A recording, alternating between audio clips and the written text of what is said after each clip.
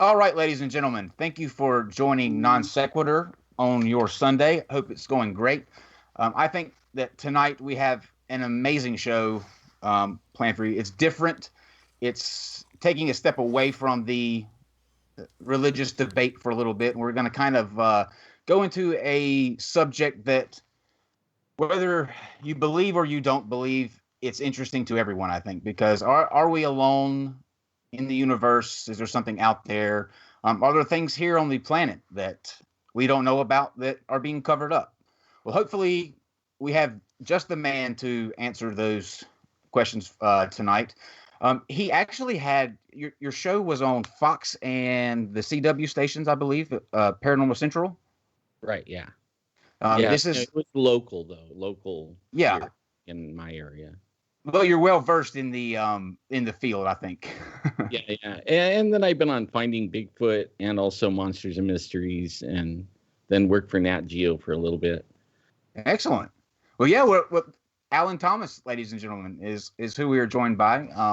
We appreciate him taking the time to spend some time delving into this stuff with us. So at first, Alan, why don't you kind of give everybody a brief introduction about who you are, what you do now, and kind of your past history in the field of the paranormal, I guess.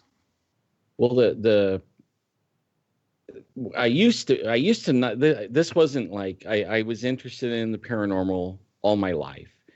Only I really didn't do anything with it. I had a career, I had 6 kids, 3 foster kids, and I worked at a casino as a marketing director. And then I got hurt by a doctor, died twice, remember where I went, and I still remember where I went. And it was kind of crazy.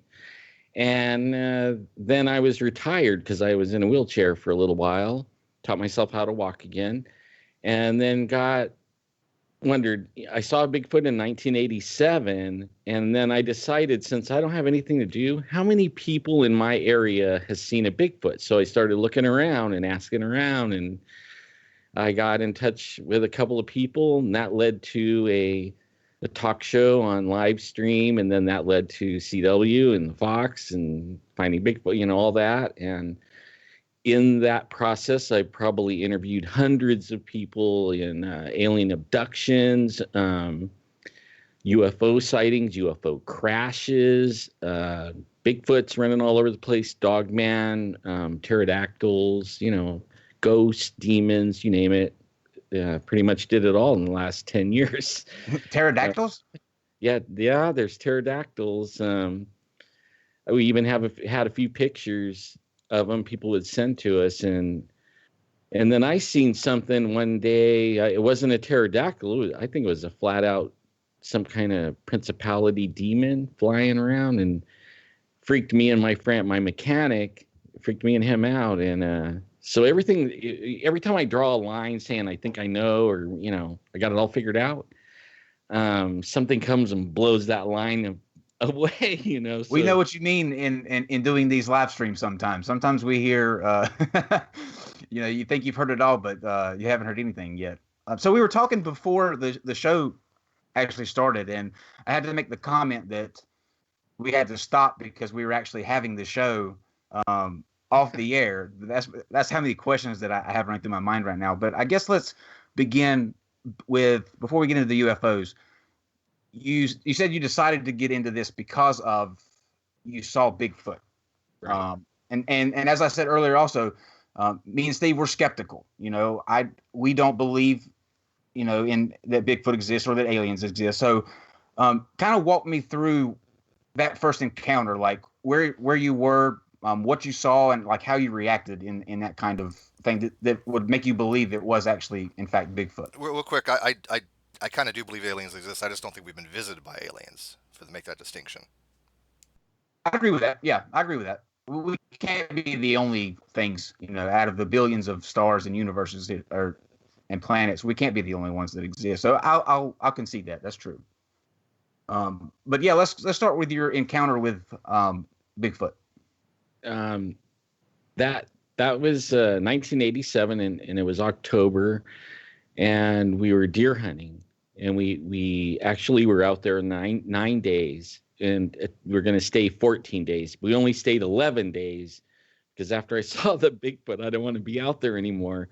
But I can imagine. yeah, and it was about 12 feet tall. And at first I thought it was a man because it was kind of dark still.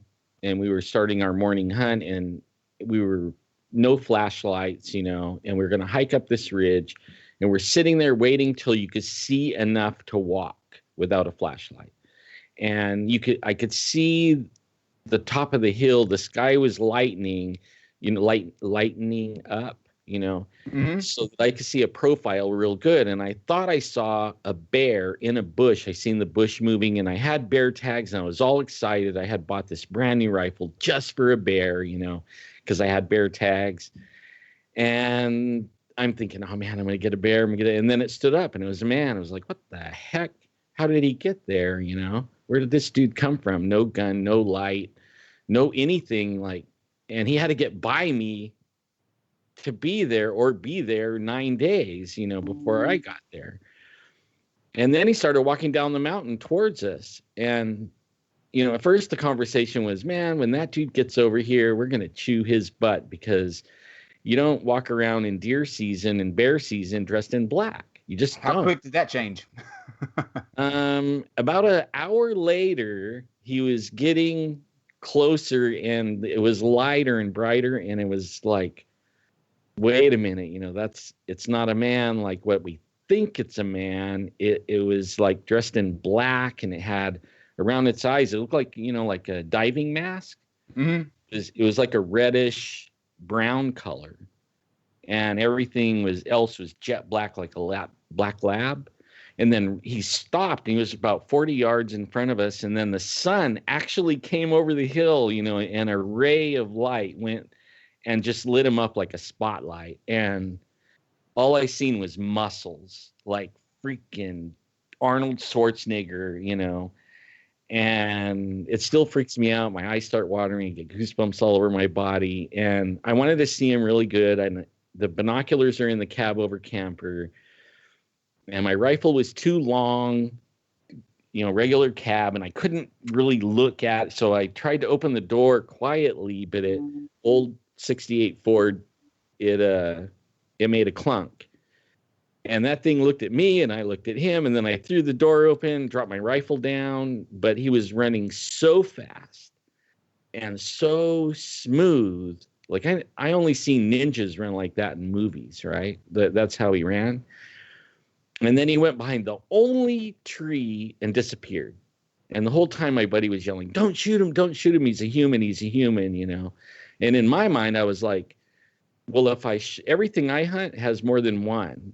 Okay, like if there's a deer, there's usually a few deer, If there's a bear, sometimes they're all by themselves. But, I'm thinking this has to have a family or something. And then if I shoot him, and then I'm not going to take my eyes off him, he's going to be laying on the ground, and I'm going to be over there, poking him with the rifle, and something's going to run up and pop my head off. So I didn't shoot him because of that. And then when my legs worked finally, and my eyes quit watering, and I could see straight, and I was fighting I wanted to run so bad, and I was fighting that, I don't want to run. I wanted to go track him. Finally, I could get my feet moving in that direction.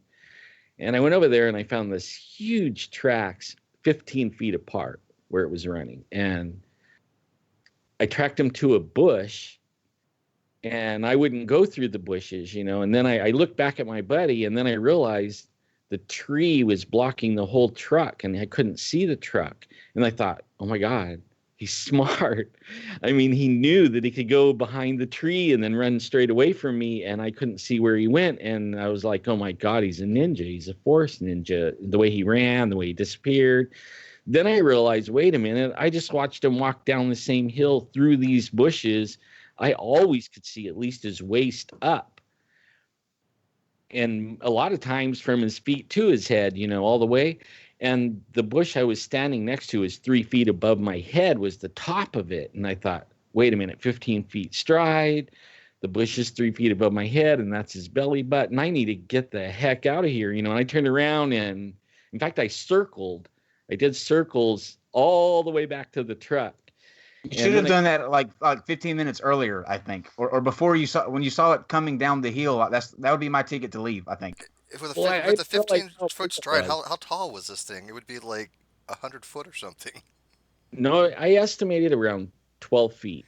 With 15-foot strides? Yeah. Okay. And you said the Bigfoot. Do you think there's just one, or do you think, like you said before, there's a population of them of sorts? Well, at that time, I only surmised or assumed, that there was more than one. I only seen one. But since that time, I've been tracking them all over the place, and usually they run in 3s and 4s and 5s. So I was safe for me to assume that there was more than one. Thank God I didn't do something. So he might have had a daddy Bigfoot that was like looking out for him, a mommy Bigfoot. Very pissed off mommy Bigfoot had you would have shot him, right? I almost shot him. But only because it's a monster. You know what I mean? Like, yeah. Are there do you think that, like, in the age of, I think one of the reasons that I think everybody is so skeptical that like something like Bigfoot exists in the age of like camera phones and all that stuff, why can't anyone capture one on like any kind of footage besides the one infamous one? Well, they have a sense, and I haven't figured that part out yet, but I have a couple of videos of them on my YouTube, and it's only really quick clips because as soon as you whip out a camera, they freeze or they sit down with their back to you, and then they don't move, and they won't move. You can stand there for 3 hours and they'll just sit there frozen like a rock or a stump, and that's what they look like, right? So they're kind of like a weeping angel. You ever watch a Doctor Who? Yeah, it kind of like if you don't see them, okay, if they don't move, and you can walk 2 feet by them and you won't see them, but only when you see them and you realize what it is, the first thing you think of is not a camera. You think about running. Yeah. But I mean, well, yeah, that makes sense. So do they have a supernatural overtone to them? Or do you think that they're natural, and we just don't understand them? Or do you think they actually are from another planet? Or do you think they fall somewhere in line with the biodiversity that that we have today? That they're actually a real species? I'm like on the fence because now they've done some things like we found this place, we call it the Spot, and there's a few of them in there, and there's one that's like 14 feet tall over there. And they use like a infrasound, like a low frequency, and they can zap you and make you sick, right? Completely getting sick. And one of our guys that would go with us had a pacemaker, and they could see through the tent, and they knew right where he was, and they would zap him, and it was messing with his heart. And we finally decided to put a tarp over the tent, and they couldn't see him through the tarp, so they quit zapping him, and then I've been with people that seen him, and I didn't see him, but only they were saying it was phasing in and out. You know what I mean? Like it was running along, and all of a sudden it phased out, like disappeared.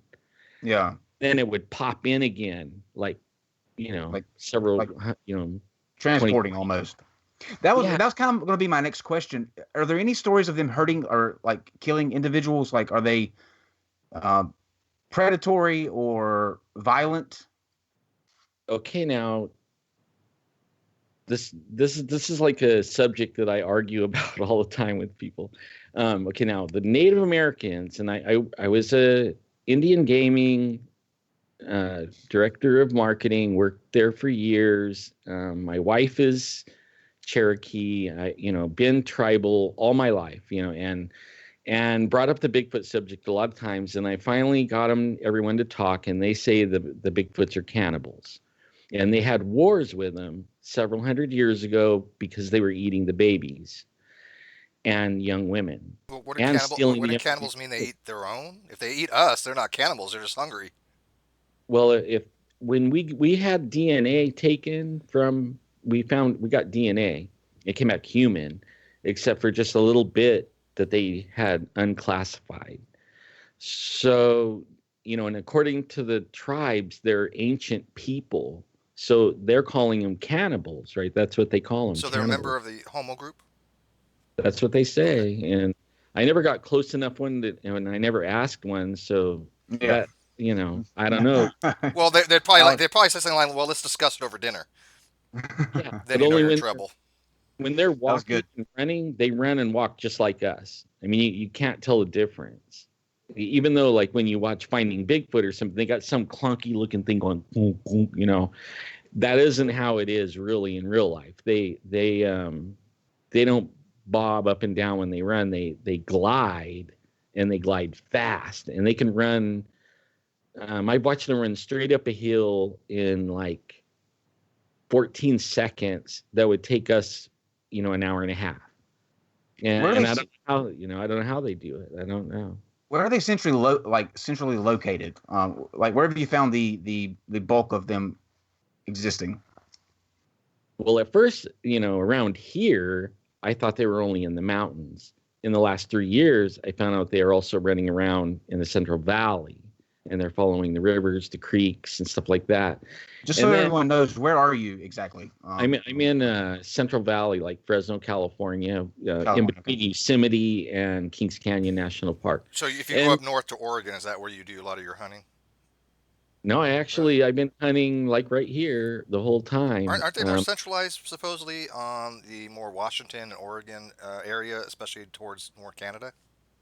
I used to think that, only I don't think that anymore. Now I think they're everywhere. They're all over Oklahoma. Could be your neighbor. Could be your mailman. Could be. Do you think the Canadian Bigfoots are nicer, more friendly? They're required to be by law up in Canada. Well, see, that's the thing. Like everybody says, well, they're got to be nice because there's no stories of people getting attacked. There is a few stories of people getting attacked, but I think of a 3-man tent as a sack lunch. Okay. Like if I feel like when I'm in there, I'm in a sack lunch. So like, who's going to report? I mean, dead people don't talk. You know what I mean? Like if this thing, that depends on who you talk to. Actually, there are a few that think they do. And you're not going to come back and talk about it. You know what I mean? That's the problem. That is the problem. Dead men don't talk. Well, hang on. We're talking about Bigfoot and UFOs. I don't think it's a far cry to believe that dead people can talk. That we've interviewed people like that as well. That's good. So we centralized this episode to kind of more focus on UFOs. I think that was a great start. I want to sandwich though because of something that I learned in the previous or before the show. And maybe this is something you can come back with us and talk about more in depth. But I'd love to go into the demonology thing too. So yeah, maybe we could do that on another Sunday. I think that would be a really cool thing to do. I didn't know that you also dealt with that. So how do you sleep at night? I guess would be my next question. Like, how are you just not terrified of everything with all that you've seen? I would never be able to go to sleep ever again. Are there like citronella candles you can light to ward off Bigfoot and stuff like that, like you do mosquitoes or something? Well, like when I first saw the Bigfoot, I didn't go camping, hunting again for 6 years. It took me, about 6 years to grow a pair and get out there, Oh, I wouldn't be in that area at all. I'd be done. Yeah. I'd be like, I'm going home. I would never have a pair again. Yeah, my pairs would be gone. We're chicken shits here on the Non Sequitur Show. Not gonna lie. But so I sleep good only because I know where I came from and who's with me now. I got you. From what we said earlier, I mean it. But if I didn't have that, I would be worried. I wouldn't sleep. You're right. I bet. So we've been discussing very briefly on our show in the build up to this the Washington Times story that was released a couple weeks ago, where some F-16s were scrambled to intercept an unidentified flying object, and the Pentagon has been silent on it, and it's one of those things that whether you believe in UFOs or you don't, this was an actual story. This was something that actually got coverage and press, and there's sources for it, and all this other kind of stuff. So it's not something you can just, I don't think, turn your eye to as just another old, tinfoil hat kind of thing. So, what do you think those aircraft, or that aircraft that they couldn't identify, actually was? Because there's two classes of thought, I think, from what I've seen. There's the aliens, obviously, and then there's maybe it's another country like Russia or China that has some kind of advanced technology that we just don't know about. And personally, I don't think that's very plausible either, because we know pretty much everything that goes on, in this country. So I'm stuck. Or the third option, in there the are our middle own here. countries. They don't have to be, in other countries. They could have been, and I do believe that they were our own planes. If you look at the reticle that was on it, I think it was just one of our own that they were tracking. Nah, I don't know. What do you think, Alan? Well, the reticle was actually coming from one of ours. It was a ship, like a plane, a jet.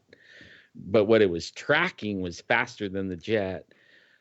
And only thing is, I didn't see it do anything besides just speed. You know what I mean? Yeah. It didn't make any hard right turn or anything like that. It just was like jamming along. My first reaction to it was that, and then when I found out it was from 2007 and it took that long for it to finally be out there, it was like, somebody made that. That's what I thought.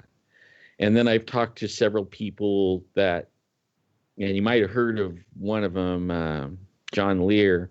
I was talking to him, and he was saying that isn't even how those tracking things work. So he thinks it was fake too. So he kind of verified what I thought, but only it doesn't matter if it was fake or not. They are there though. But that was not like Bigfoot piloting that, whatever that craft was, right? I have no idea. It could have been. They're smart. I mean, they're smart enough to be pilots. Because you got to be really smart to be a pilot. Well, I know, like, when we get reports, like when I lived in Oregon, people would see a Bigfoot and then they would see a UFO, or they would see a UFO and then they would see a Bigfoot. And that happens around here too.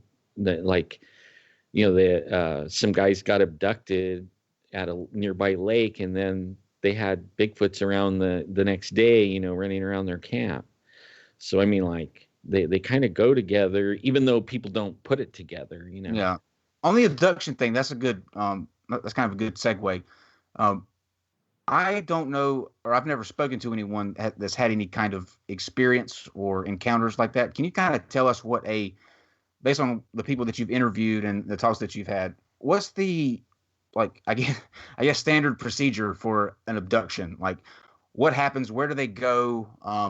What happens while they're there, and why they are allowed to come back? Like, well, like, the sad part about abductions is you get the first part of the story and the last part of the story, and there's no middle of the story normally, just Gotcha. bits and pieces.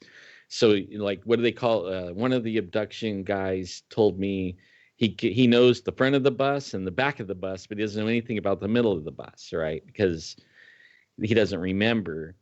Only as there was three of them, so as they talk, things come out, and so now we know a little bit about the middle of the bus, about what happened in the craft, and usually it's all about DNA.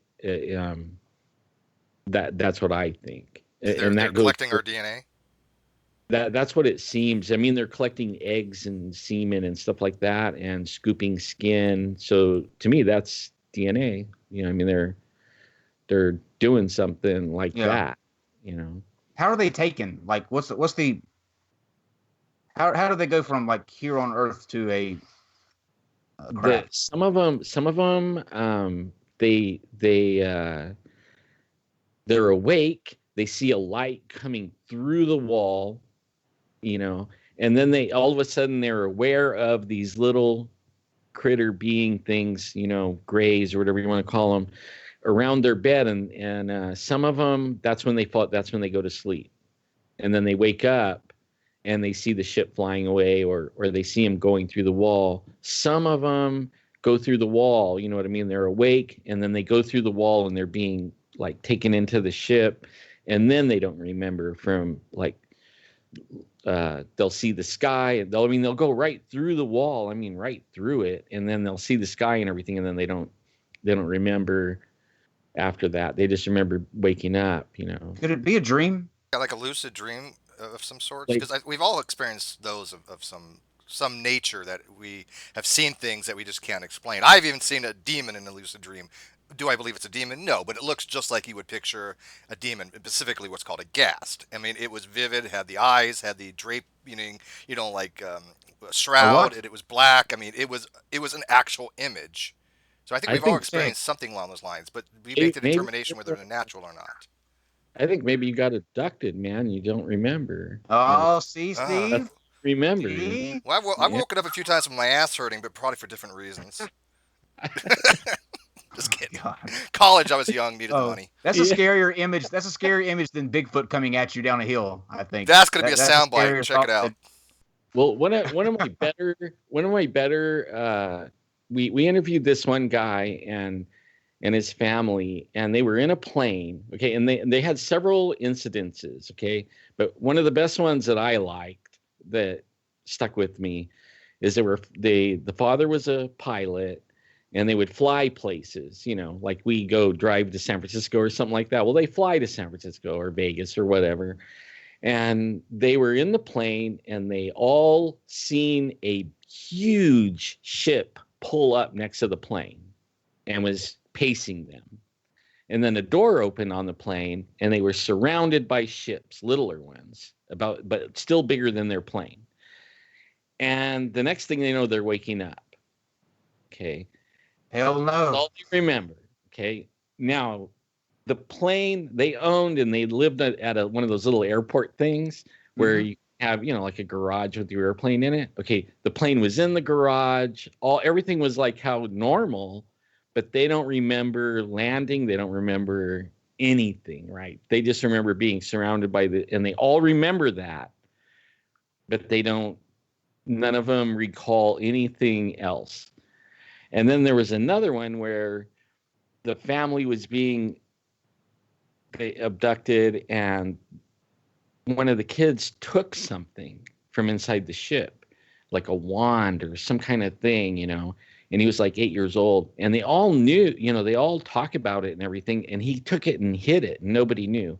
And all of a sudden the aliens are coming every night, like, we want our whatever it is back, you know. And for several nights, you know, nobody knew what they were talking about, and they would, pretty soon they got real forceful, and they said they're going to do harm, and it scared the little boy, and he ran in and got it, and they took it, and then, you know, they didn't get abducted there, and they didn't have any visits for a little while, but they did move out of that house. I can imagine. Yes, that would be a. So they're not violent though. That's the thing. Interesting thing for me. The stretch for me is that each one of these people get returned safe and sound to, you know, where they were last taken from, and I think that, like, why would that happen? You know what I mean? Like, why put people, if people are just, if they're trying to get DNA or whatever, what's the incentive to return them safely back to their beds and stuff? I have no idea, but only, you know, like, if you read about people missing, you know, going missing every year, in the hundreds of thousands go missing every year, no explanation, you know. Who says they don't keep some of them? Well, Oh, okay. why don't they bring them back with like alien implants and like cyborg enhancements? Because that'd be totally cool. But we don't see that. I mean, the aliens have the technology to get here and to abduct them without the person's knowledge, but not enough to give them like really cool enhancements? Maybe they have, Steve. Maybe some of us Yeah, do have it. Yeah, that's maybe. a good point. I mean, what's his name? He Dr. Lear. He was taking those little implants out Yeah, that was back before. in the 80s, 70s and 80s. It I was didn't know that. it was sooner than that. I mean, Well, I mean, he's early, still, I mean, is he still alive? Is Dr. Lear still alive? no, he passed Yeah, like a year or okay, so ago. yeah, that's what I But thought. taking him out all the way up until he passed. But That's the implants that he took out, most of them, I mean, they did analysis on them, did they not, and determined that they were all natural, just like slivers of metal and things of that nature. Yeah, only they can't explain what they are, and they give off they're in the gigahertz of signals and stuff like that while they're in the body. As soon as they take them out, they kind of die. The interesting thing about the implants is that it goes in the body, and the body doesn't reject it. It actually grows to it, or it grows to the body, one or the other, but it doesn't reject it. I'm not going to sleep tonight. That's the takeaway I'm going to get from this. When you're talking about the plane, though, that brought something up that I think maybe you can tell me what you think. But the Malaysian flight that no one can account for. Do you have any theories on what happened there? I have one. I kind of do. Like right before that, there was a crop circle in Salinas Valley over by the Bay Area, San Francisco Bay Area. And at first, that we were getting calls on that, but then we found out that it was a man-made crop circle. It was an NVIDIA chip, and it had 500 cores, and it was made for phones. So it was going to be really small and have 500 CPUs in it. And then that plane disappeared, and then come to find out that there was 6 patent holders to that chip. 5 of them were on that plane. One of them still here, David Rothschild or whatever his name is. He lived. Interesting. The other 5 gone. So was it aliens? I don't know. What was it? You're not saying it's aliens, but it's aliens. I don't know. It could be. I don't know. That's the way I do it. I don't say it's aliens, but maybe it's the aliens. CPU technology is alien too. Who knows? Maybe David Rothschild's alien. I don't know. Well, so the target was the 5 shareholders, you think? Right, exactly. That's what I think. So there's a business motive. So aliens are kind of curious about our economic situation. Well, he's not saying it's aliens. He's just saying that. I got you. Okay, yeah. The CIA, the NSA kind of stuff.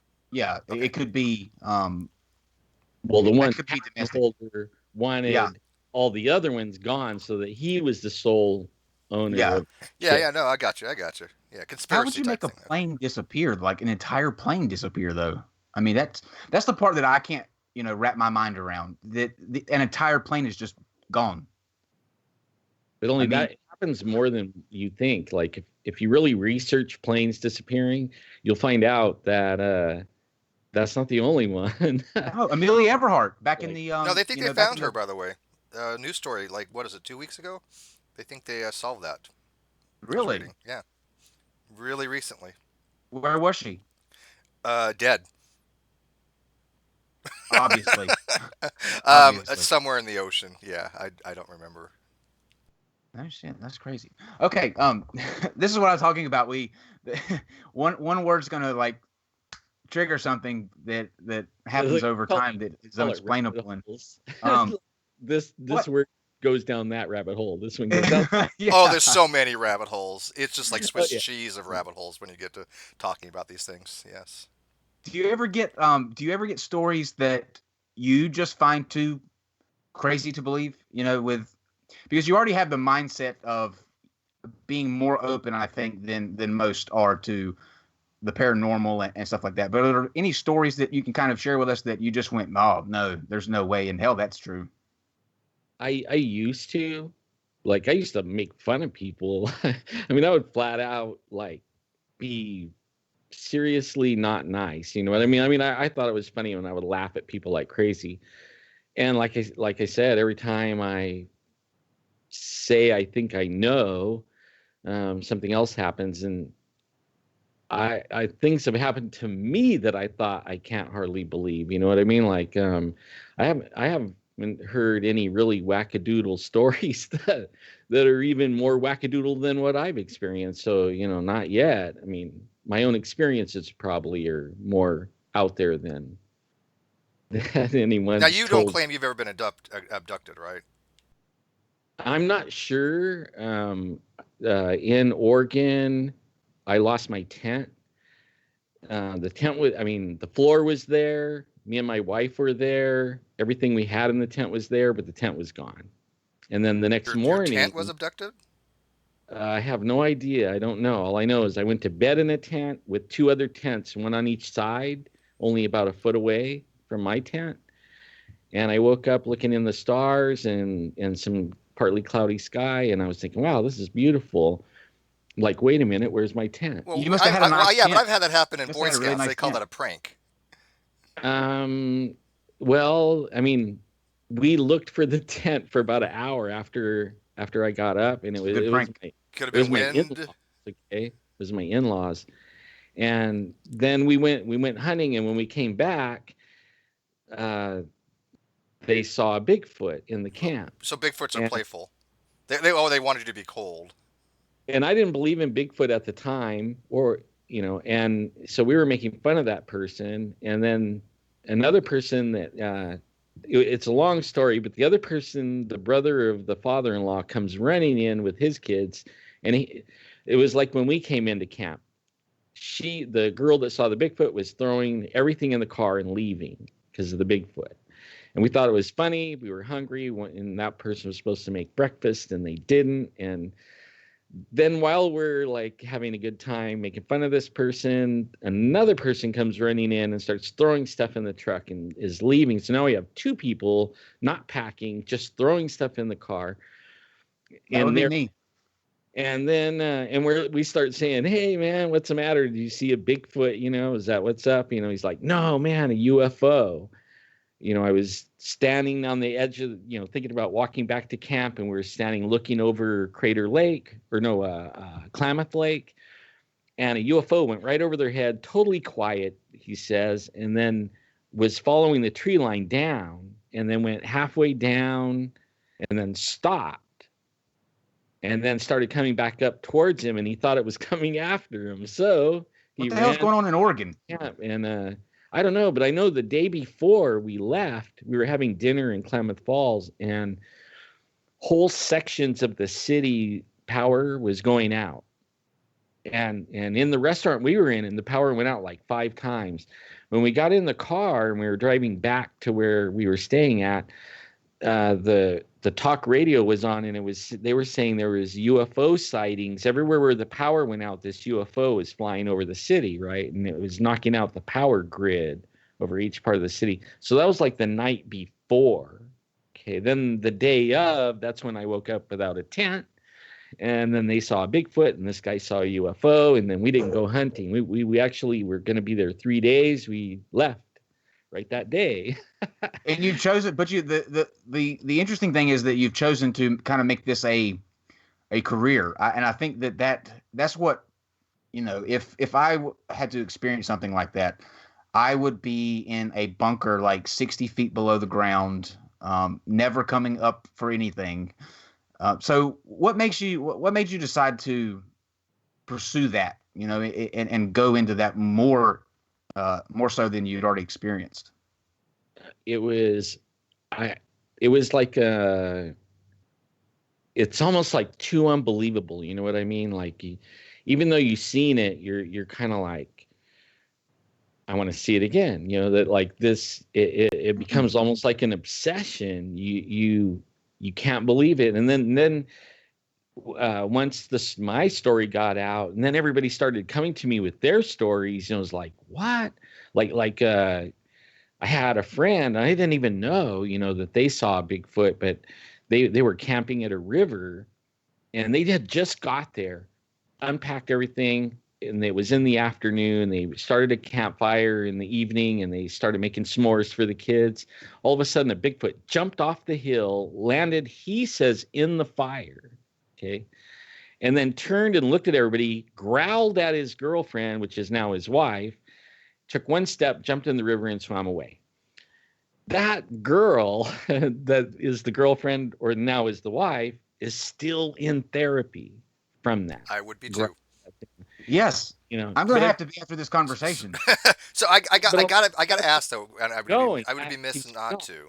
I'd be remiss not to ask, and no disrespect at all, obviously, but during these encounters, is there any factor of things relating to alcohol, weed, shrooms? I mean, anything at all? Or is it, these are all just completely innocuous stories that really happened without any kind of uh, aid? I guess I don't know what word to Not use. before, but definitely after. Yeah. I Oh, yeah. definitely Well, I mean, yeah. If you see Bigfoot, yeah, go get high after that, sure. But were Um, there any kind of possibly could any of these been chemically induced or related? all the ones that I've talked to maybe had a couple of beers, and that would be it. That nobody's really, they're not. Now, the most a bear is going to do is make a 6 and make her an 8, but it's not going to create Bigfoot, I don't think. No, no, no. In fact, like some of them, they're still traumatized. You know what I mean? You could tell, when you're talking to somebody, when their eyes start watering and their skin goose pimples up, and they're telling you a story, and then they start doing these weird things with their voice. You could tell that they're telling you the truth. Yeah. Their eyes get all big and they start looking all around like it might be here any minute. One there's one there's one kind of, I don't know if you call it conspiracy or something along those lines, that I have recently started to really kind of get into and believe, and I'm working to do a something about this eventually. But do you know uh, Graham Hickok?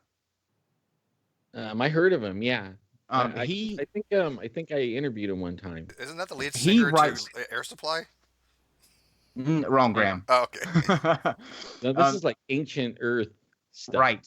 Right. Right. Yeah. Okay. This is what fascinates me, because I think I was actually watching the Joe Rogan Experience podcast, and he has Graham on all the time to discuss this, and I think it's one of the most fascinating things that nobody talks about, because what kind of um, tipped it off is John Anthony West, who is a geologist, went over to Egypt to inspect the Great Sphinx of Giza, and found that the markings and erosion marks on there looked water induced and were a lot older than what they claim the Giza was built for. They claim it was built by Khufu, a pharaoh there, but they claim it is far ahead of that time. Now, Cool. the way the blocks and the technology that you would need to do that at the time period that they dated at is nowhere near what, because we were just hunter and gatherers there. So the theory is that there was this entire ancient civilization that was here prior. Something happened and they dwindled down to a few, but they were able to pass on what they knew to the people at that time. And there's just, from what I've seen, like I said, I'm a skeptical person. I don't buy into very many things that way, but there's just so many little things that add up to something being off. And recently, Nat Geo just found that city in Machu Picchu, I think it was, that is literally like 60,000 buildings, structures that they just thought was the ground, but they did the radar stuff and found that these are an actual city underneath the hill. So, are you familiar with any of that? And do you have any thoughts on any? Over there, Machu Picchu, and one of those cities over there where the Catholics already knew. Okay, like they put a church on everything that's important, pretty much. Mhm. And they already have a church over there, and they already been excavating under it for a couple of 100 years. So I mean that, like, it was not a unknown thing. Only for some reason, science, or like the giant skeletons and stuff like that, they somehow disappear, even though you could go and read article after article in the 1800s and about them. And then all of a sudden, when you ask, where are they? Oh, there was no such thing. We don't know what you're talking about. Even though they were given to the Smithsonian or whatever. But only when it, like, for me, what I think it is if the race before the flood. Now, if some of them lived 900 years, and there was no oceans like there is now, that means there's more ground. That means there could have been billions of people, and the technology could be very, very high because they're old. You know what I mean? Like, if you could stay alive 900 years, you might be able to figure out how to make a jet. You know what I mean? Like, if you're that kind of guy, and rally your whole family of your several hundred children. So you and so you believe you believe in the flood? Are you a young Earth creationist? I don't know about it being young, but I believe that there was the You flood. believe there's a global flood? Do you believe that was from God, or you believe that was from aliens, or just it rained a lot? I believe they tried to wipe everybody out for a reason, and Who's I have a they? feeling, God, Okay, okay. he's got to wipe everybody out, and he wasn't wiping out the humans because he made a mistake or something. That other the race that was living during that time, the what people call, what Graham Hancock and Ancient Aliens and everybody calls aliens did. Or the Sumerians, I think that's what they've deemed them now. Yeah, well, I mean Marion, ancient, whatever they want to call. what is it? The Anaki? Yeah, well, they were Anunnaki. Yeah, mixing their Anunnaki. DNA, and they were actually they messed up God's stuff, and all the way till there was only one guy, and so everybody had to go, and everything had to go. I mean, I Interesting. believe that part Mm-hmm. because now it's starting to happen now. Oh, you think it's coming again? Another You flood? were just talking about what I was just telling you about the aliens. What are they after? What are they doing? They're doing the same thing. They're after the DNA for some reason, and that is what they like. Pre-flood, they said they took wives of anyone, and they had babies, and they had their own children, and The some of their Nephilim. children were titans, right? And all the mythology and stuff. It might not be mythology. So the Nephilim, the offspring, were between, instead of being humans and angels, were humans and aliens. Well, I mean, like aliens and fallen angels and Nephilim and all that goes in the same bucket with me. They're It all did the Oh, I same used, got you. thing. Okay. So it used are to, but are the aliens of God, but the well, excuse me, the angels are of God, but the aliens are actually not of God, but from a different planet, or are they somehow related to a they're supernatural they're deity of some all sort, like they're angels? all they're like the fallen angels, Okay, and so in the fact, aliens. Okay, I got you. I got you. So the so let aliens me are ask you a question. multi-dimensional spiritual beings rather than like literally biological entities from another planet. But do you believe that there are aliens on other planets that are not related to some kind of spiritual being? I'm sure there's other races all over the place, and I don't know if they're in this dimension or not. Like, they see ships going in and out of the sun, but if you think of it like us, if we flew into the sun, that's the end of us, right? Yeah, it would suck. Well, what if there's races that are created that are multidimensional, and they could fly into the sun, and maybe the sun's a portal to them, and I don't know, you know Well, what I mean? Like, let me, it's a My wide open. mind, my mind is like in let, 900 different well, let me directions right ask you now. because Like I there's have a so room. many different questions that I think that you could kind of bounce back and forth, and like I said, a rabbit hole. Like literally, Yeah. in that last 5 minutes, I have 1900 questions Well, that I want to ask him a question I because have a I question. actually have. I Alan, I have one. actually have an ex roommate who comes and goes. He's been here for several years, and he actually is a producer for a show that's coming up on, I believe it's the History Channel. I think it's called Undisclosure or something like that, Undisclosure Project. But anyway, he's been a director for other things, and one of the things he has talked about is that people are making these portals in like basements and in government facilities that are dimensional gateways that allow these entities to come in and out of our dimension and allow us to travel to them, although they don't understand the technology, but they're able to build it. Now, have you heard of something along those lines? Oh yeah. Alan has seen too much for to be able to just shake his head calmly, yes, like this, and not be shocked by that question. I think, Alan, Oh you've yeah, seen no, too much. this is standard stuff in the I want to say That, the UFO blogosphere or literature. I'm just wondering if he's familiar with that particular stuff because, like I said, my roommate is very intricately involved with that and with the what is it called, the bird, the aviary. Are you familiar with the aviary? yeah, the blue avians and stuff like that. Yeah. Yeah, like I have to be because people ask me questions all the time, so I'm like constantly researching, and then I'm interested anyways. Like anything coming out, I devour it. I love the internet. Before the internet, it was kind of rough. Had to go to the library all the time or What was experience there? it. What was there before the internet, Alan? I don't know what you speak of. Yeah, yeah. Books.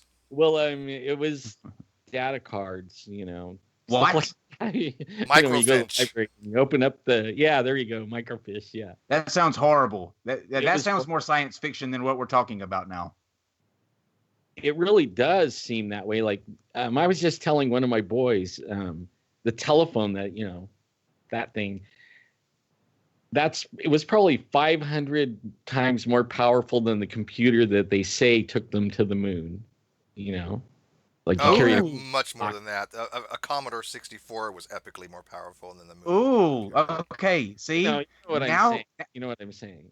we go into something that just hit me. See, this is what I'm talking about. I hope you have the next 9 hours free, Alan. Yeah, Okay, the moon landing. just hit record, man.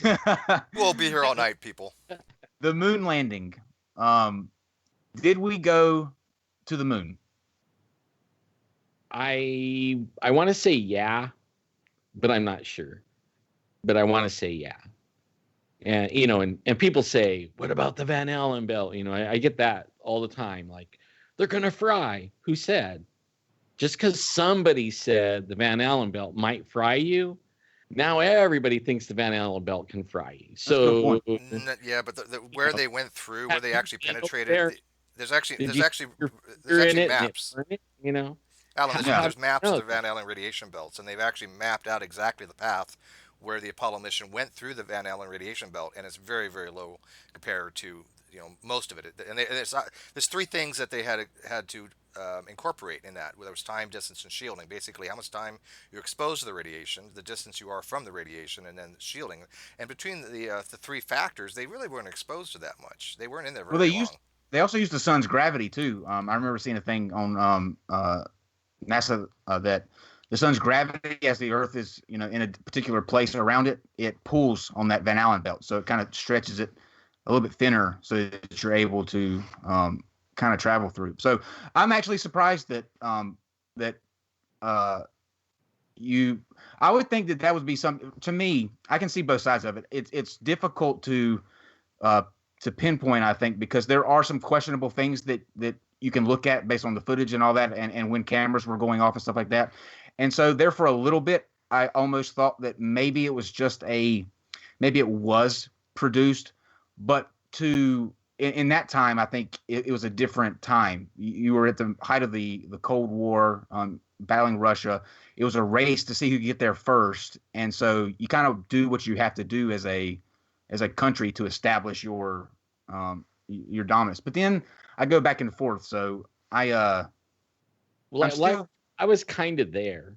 You know yeah. what I mean? Like, when they were walking on the moon, it was a full moon.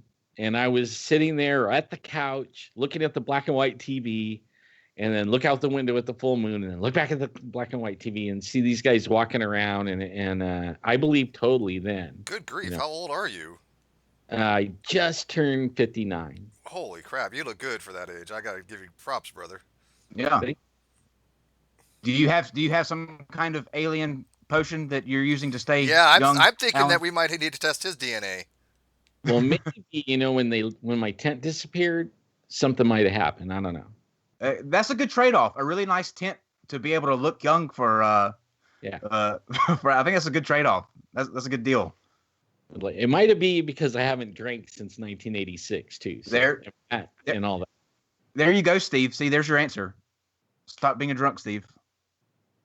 I wouldn't be able to do these shows. Yeah, only you know what? I might look good, but on the inside of me, I'm jacked. I got like 4-part stents, and then I died. They messed up on a procedure, and I almost lost my leg. And No died. cybernetic implants, right? No alien technology that you're aware of, or you think you might? I don't know. I have no idea. I know I have stents though, real American technology. Kind of going back to space real quick. I know we're jumping around all over the place, but that's just, I'm sure you're used to that. Nibiru, are you familiar with that kind of thing? And where do you fall on that end of the spectrum? I actually think something's coming. And even though, nobody's seen it yet or anything, there's evidence of it, like the Van Allen belt, for instance. I mean, nobody could see it or anything, but only they know it's there. They tell you, and only you could see what it's done to the other planets, like global warming, for instance. That might be due to it. When they changed the numbers on the runway a couple of years ago, that may be due to it. What is that? Change numbers on the runway. The magnetic north changed, and they I had heard it. about that. Well, magnetic north does change. Matter of fact, there's actually some cool animations to see over a period of time that we've been tracking it. You can actually see it change. Right. And it might be having a new reversal coming up. They think it could be literally any time we could have a reversal. Right. But only there's other planets or they, if you research it in scientists and astronomers and stuff like that, there's been things happening to other planets, Mars and Pluto and all the ones that we can see, and they're having climate change also. So, I mean, it's like not just affecting Earth. And then right now, the sun has a big giant hole in it.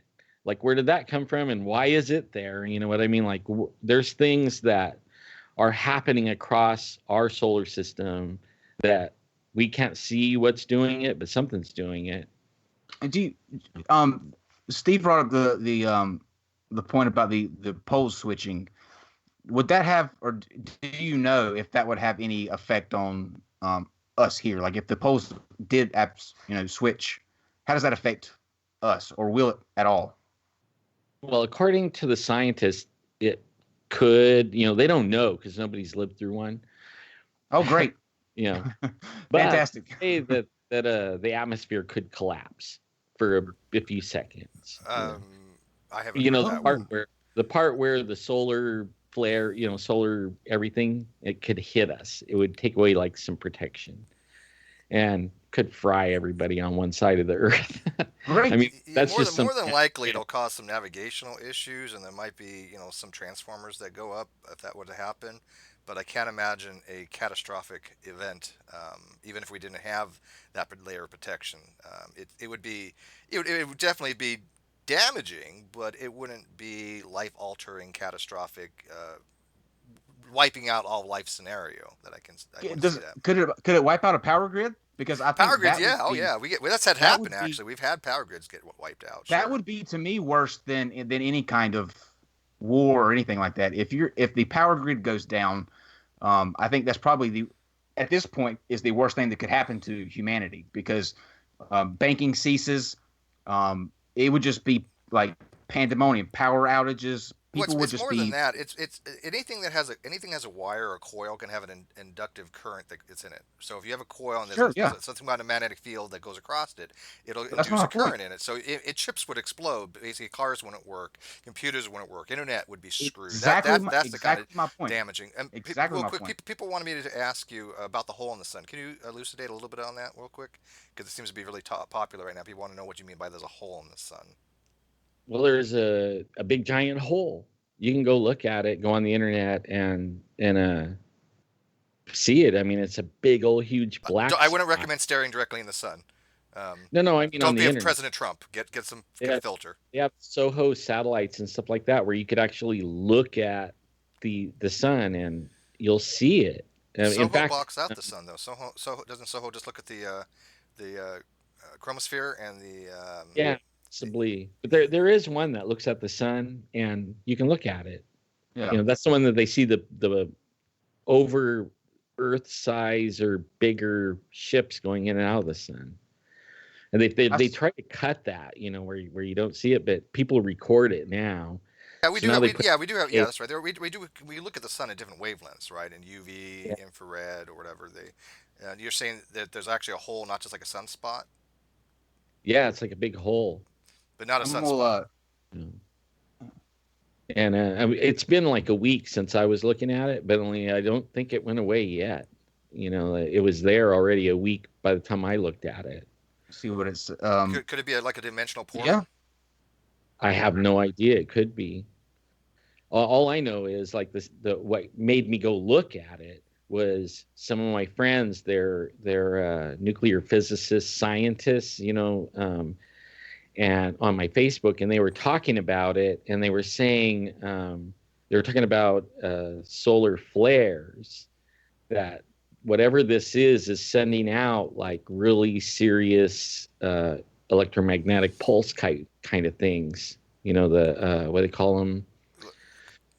I can't remember the name. CMB or excuse me, I am not cosmic. scientific at all, man. I can't help you Sorry, there.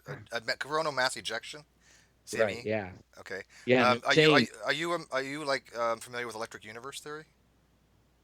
a little bit. Okay. Do you I'm subscribe to more that? formal than that, Oh, but you're only not involved. Okay. I read the stuff when I can. Okay.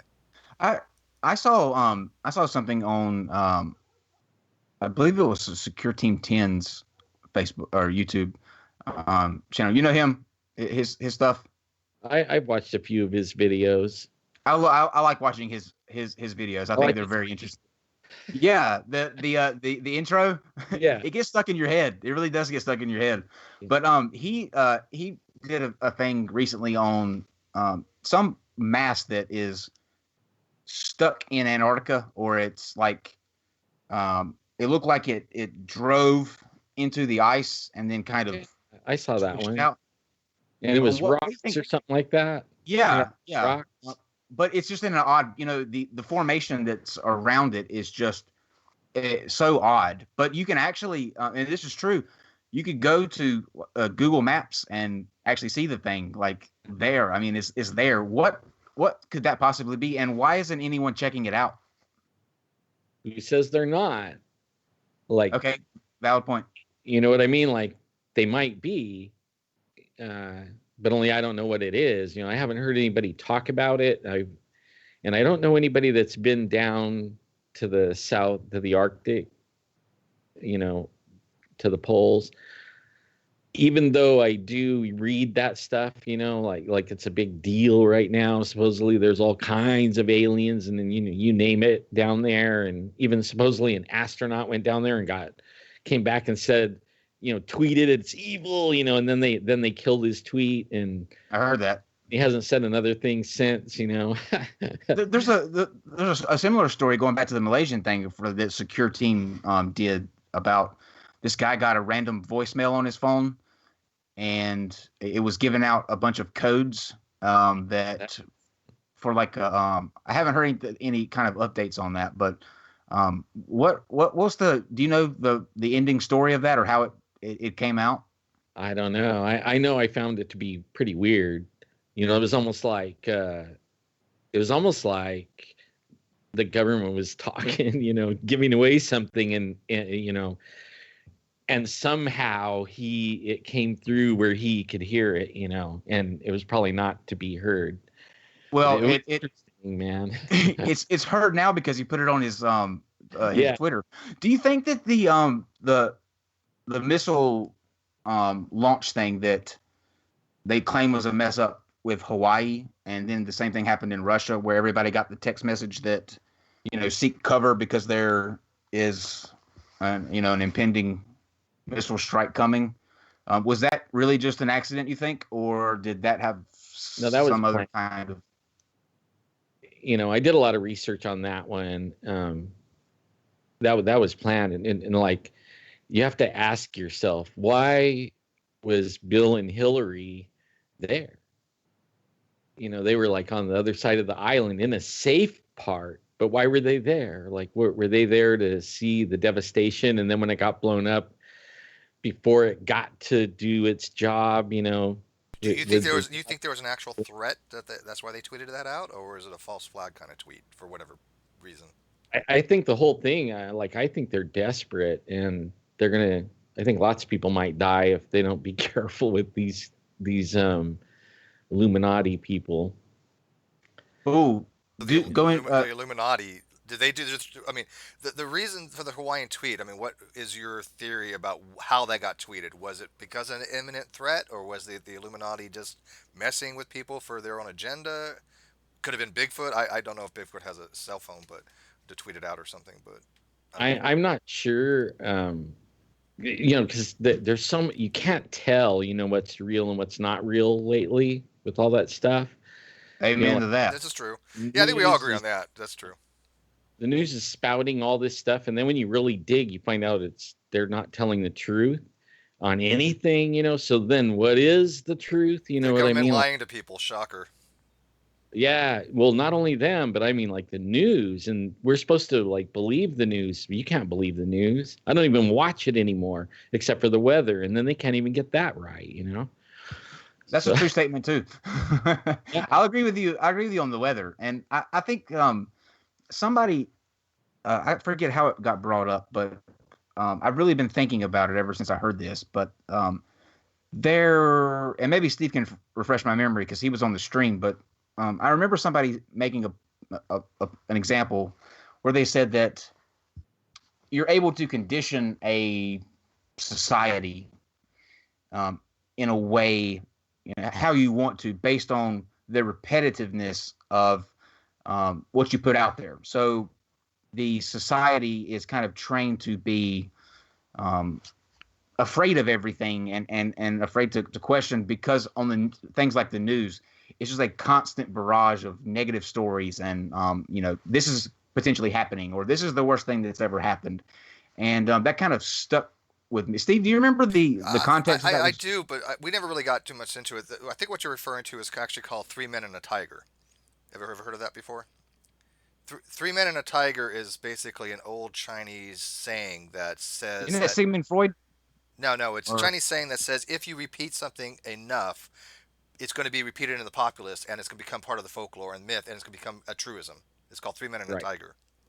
right. Yeah, but I think that may be an example of what we're dealing with now.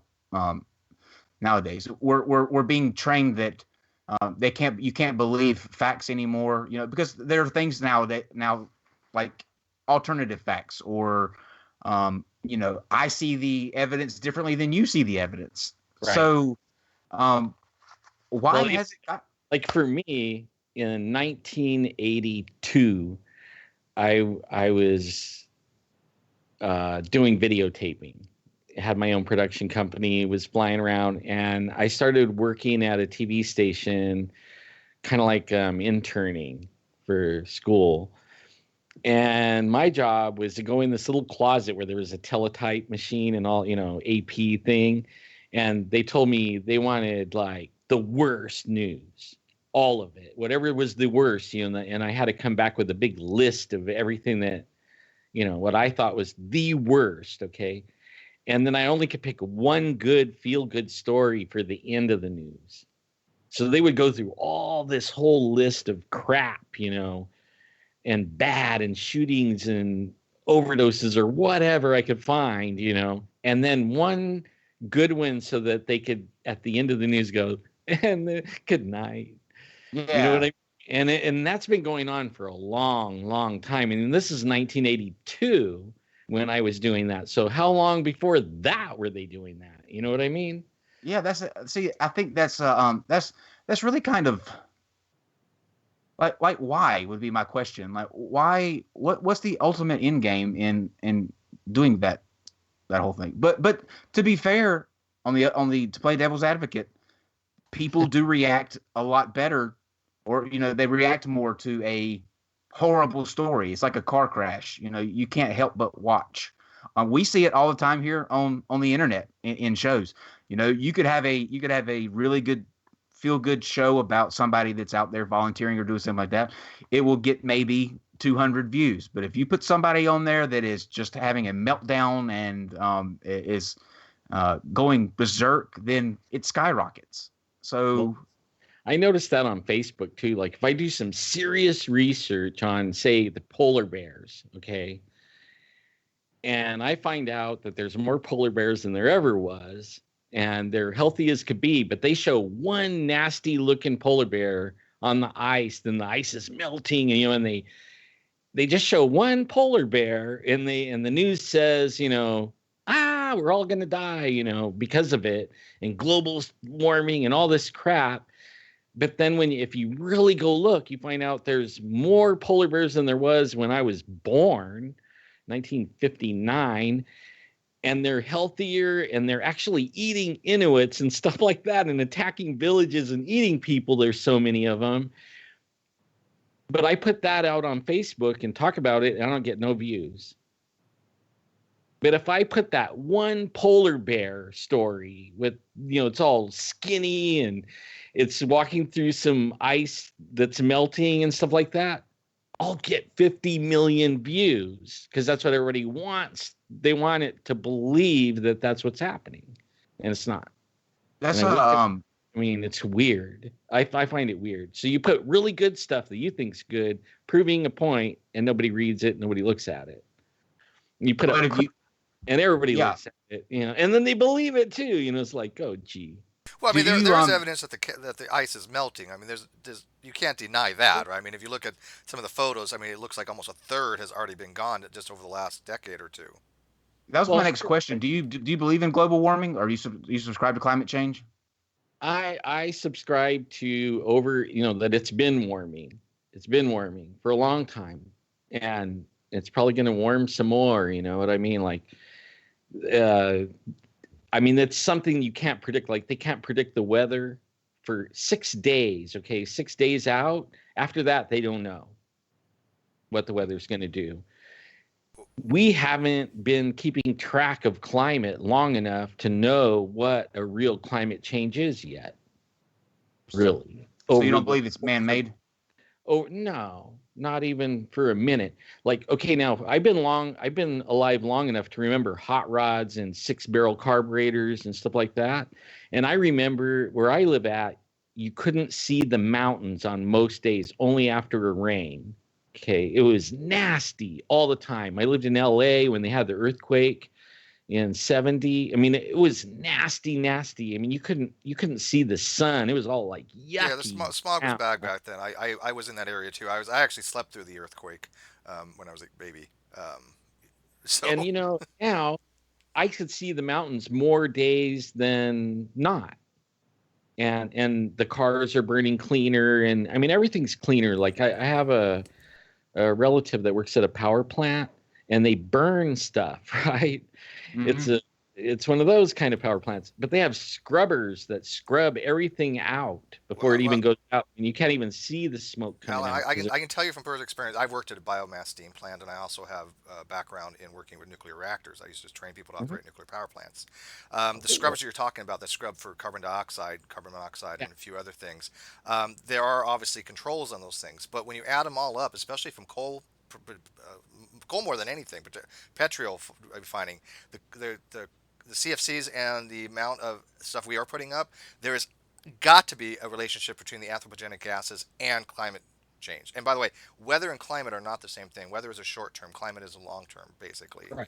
And so we do have models to determine what the climate will be based upon our observations over the last 200 years. My thing is, though, it seems like all of that stuff that you were talking about, the smoke and the fog from the cars and all that, that would kind of, to me, would build up, and I don't want to get into that's a whole other show too, the climate change. Just hit record, man. Just hit record. But the Bigfoots are terraforming. There you go. We could add that to the lexicon of conspiracy. Bigfoots are terraforming. Why not? They could be, right? I heard that they were considering, or somebody had brought up that you could, if you were to nuke Mars enough, or a couple of times, that the explosion and the stuff that it emanates would start to create its own atmosphere on Mars. Oh, I'm sure did I hear somebody that was full of shit, or is that an actual thing? I don't know. I'll tell you what, we'll have to get Landon Knoll in here one of these days. Landon is an astronomer. He actually probably have some insight on this that would be interesting. Well, I'm not an expert on weather or climate. I'm just going by what I read and research and stuff like that. So, what I see is basically. Yeah. I know that it was really dirty and you couldn't breathe in the 70s and early 80s. Oh yes, LA sucked back then. Cleaner than ever. Yeah. But that's because they've taken measures to try to clean things up. I mean, I remember back in the 80s too, and I remember the 70s. Yeah, it was, you couldn't even see your hand in front of your face sometimes. You had actually smog alerts. You had days where the air quality was so bad, they would tell you don't even go outside. Well, that is true. Here. They have wood burning days now, like, you can't use your wood burning. So, but I mean, all that has helped clean it all up. So it isn't. I actually believe it's reversing, if anything, around. Could have been a lot worse. Yeah, but the newer cars, they have definitely tighter emission controls, and we don't run diesel. Back then in the '70s, diesel was actually a thing. We obviously have diesel engines still, but they're very minuscule compared to the over amount of cars that are now either petrol or run on even things like kerosene or alternative fuels, corn, or even electric or hybrids. So yeah, this was in that horrible time when the internet didn't exist, right? This was in that horrible That's a myth. The internet always existed in some prehistoric phase.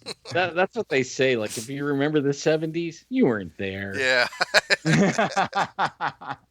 But let me touch on one quick thing before we close out, because we've of course went. I told you 60 minutes, but we've gone 30 minutes over that. And I appreciate you. Can we keep you? We definitely want to keep you.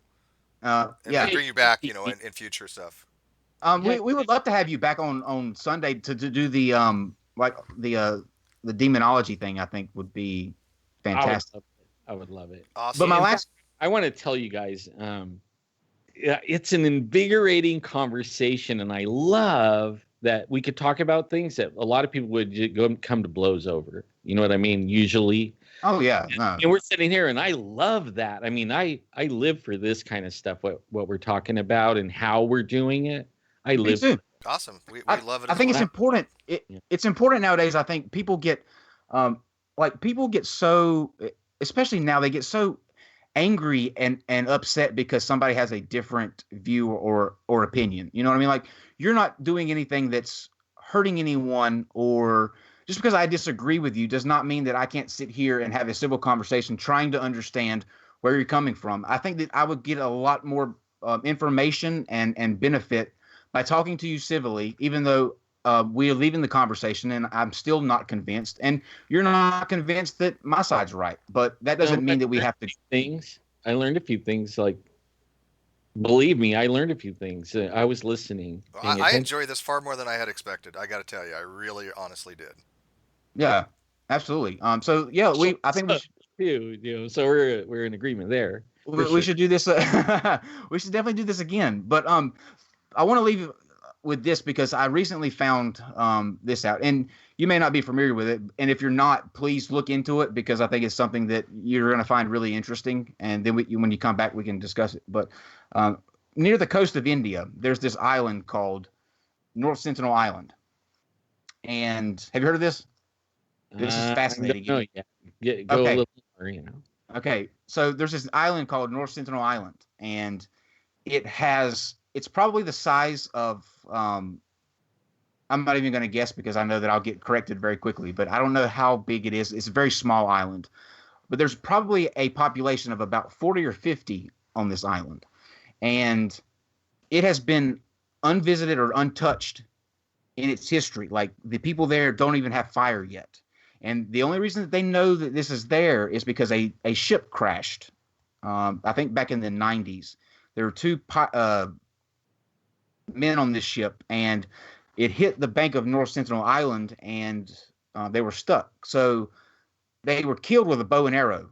They were shot with a bow and arrow. When they went to pick up the bodies, and there's footage of this, you can actually go on YouTube and see it. But when they went to pick up the bodies, the natives came out and had it looked just like back in, like you'd imagine native people to be. They had paint on their face, and they were shooting arrows at the helicopters and everything. But this island has not been touched by modern humanity in its entirety. It's against the law to go there, actually, now.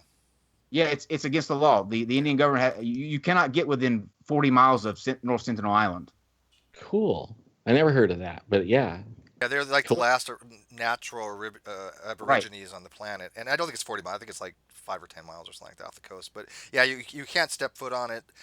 They basically even had a couple people that were doing some videography one day in a boat. 2 people, they were found dead the next morning, killed. They were giving aid. Yeah, there's only been two. There's only been 2 people that have been killed, and those are the 2 fishermen that crashed. The other boat that went were trying to give them aid, and they couldn't get anywhere close to the shore. I thought they were killed. But yeah, I'll have to review that story. But yeah, people have died. Yeah, they have been shot with bows and arrows. Yes. 2 guys. Yeah. So yeah, check that out, and then we can discuss it. But I think that to be a fly on the wall, I think in that jungle, to see, the the practices and rituals or whatever that they have, I think is Well, they could think helicopters are fascinating. demons, right? I mean, they'd probably think that way too, right? Absolutely, Yeah. absolutely. Yeah. And that's what amazes me, because think you're on this island, you don't know anything about there being another world anywhere. You don't even have fire yet, but then all of a sudden this screaming helicopter comes, launching at you. They were at least brave enough to go out there and try to shoot it with bow and arrows. I mean, I give them credit, because I would be under a rock somewhere in the middle of that jungle. You would not find me anywhere out there on that beach. Like, here comes a god. No. Yeah, Yeah, well, exactly. that's what they'd be thinking, or aliens, or I mean, they wouldn't even know what to expect. They'd probably think it's some kind of, in their version of supernatural, they would think it's some kind of supernatural event. Yeah. And So yeah, check that out. But Alan, we really appreciate you taking the time to come on with us and discuss some things. Like I said, between now and the next time you come on, I will have a notebook full of questions, because it will be playing on my mind, like, oh, I've got to ask him about this. And but yeah, and next time maybe we can take questions from the or actually, Steve, is there anybody that has any questions? Maybe Alan has the time to answer a couple before. I gotta go. Really? Okay. We'll No problem. compile some questions for you for next time. Yeah. Absolutely. No problem. I have my wife made like 5 loads of laundry for me, and I have to go do laundry before Good man. Yeah, You got to make sure you get those chores done. Yeah. Happy wife, happy life. Because if not, happy she wife, will go happy alien on you. It does. Yeah. Yes. Well, thank you very much, Alan. We appreciate you taking the time, and but we look forward to the next conversation. Definitely. Man, thank you guys. I enjoyed this so much. I love it. And I want to thank Debbie for arranging this as well. She's in the live chat. And I want to. Yeah, tell her thank you. Yeah, thank you, Yes, Debbie. thank you, Debbie. Debbie, we tried to get a hold of you, by the way. Right before the show. I don't know what happened. Yeah, people are asking for an after show. I don't know if there is an after show. If people want to go to the Great Debate Community Discord and run it on the Great Debate Community channel, I'm absolutely fine with that. However, at 8 o'clock tonight, 8 o'clock Pacific time, which is midnight, well, no, excuse me, 11 o'clock Eastern, we're going to be having King Crocoduck and Shannon Q, I think Midnight and Sparkles and Jade West. We're going to be discussing some of the things that Dean has brought up on his channel recently in regards to the discussion we had with KC, and kind of take it from an analytical point of view and kind of discuss some of the things that he had brought up. So it'll be a good discussion. I'm looking forward to. I have an interesting question on that myself that I'm looking forward to asking. All right, so you want to join us for that? It'll be in about a little over an hour. We thank you guys for joining with this particular discussion with Alan Thomas. I got to tell you, I'm not lying. This was way more enjoyable than I had expected. When you have people with this kind of, I hate to say conspiratorial thing, but I mean, definitely, how do you want me to phrase this? 2 standard deviations from norm, or 3 positions. Outside the normal, I think is probably outside the normal. Yeah, that's a good way of putting it. And but I found it to be entertaining. I found it to be enjoyable. So I look forward to talking to him again. I'm glad we were able to turn you, Steve, because I know you were skeptical about the. I was.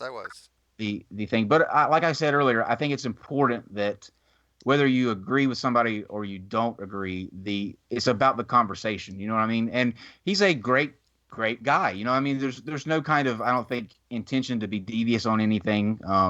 Although we don't agree with the things that he agrees with, the conversation, I think, is interesting and important to have. So there should never be a reason why you should shut out ideas unless they're harmful to other people. And that's why I'm glad we were able to turn show, right? Huh? That's why we have the non sequitur show. Non sequitur means it does not follow. So based on our usual shows about religion, this definitely does not follow. So I think non sequitur got it right this time. Totally agree. Well, thank you for joining us tonight. We appreciate all the people that have been supporting us through Patreon and through our Streamlabs. We appreciate all the people that have subscribed to us. We're on target right now, I think, the next 3 months to break 10,000 subscribers. So I think that's awesome, and I'm glad that people are enjoying this content. And if you want to help us out by writing a review for us on any of the podcast things or on Facebook, we appreciate that as well. We love the fact that you guys are enjoying this and that you actually will go out of your way to write nice things about us. And we do read them all. So with that, Kyle, anything else you want to add? Yes. For our Patreons, we have a special stream that we will be doing coming up. You can go to the Patreon page and see the different tiers that we have, become a Patreon saint of Non Sequitur. Uh, And you Get don't it, need to be Steve? religious to do so. But if you are, that's fine too. But yeah, we will be. We have something special for you guys coming up to show our thanks. It's just been kind of with these shows back to back and planning those. There's been a lot that's been going on, but we're kind of getting to the point where we're able to settle down and get everything kind of in a nice, organized manner, like a, like a real show, I think. But yeah, it's been a crazy couple of months. But we absolutely love the response, and we will be working extra hard to make sure that we put forth shows that are constantly outdoing each other. I think we will never be just satisfied with a standard live stream. So I hope that's okay, and if you agree, then come on for the ride. Very much so. And by the way, if you want to try a different change of pace, we also have a Great Debate Community Gaming now on G Plus. Tyler Durden set that up. So if you want to go like frag some people and shoot some people and get your aggressions out that way, more power to you. We're playing, I think, Diablo, Witcher, Team Fortress. I don't know. You name it, we'll be playing it. So if you want to play some games with us, go ahead and join the Great Debate Community Gaming on G Plus as well. But with that, from the Non Sequitur Show, I'm Steve McCrae. That's Kyle Curtis, and we'll bid you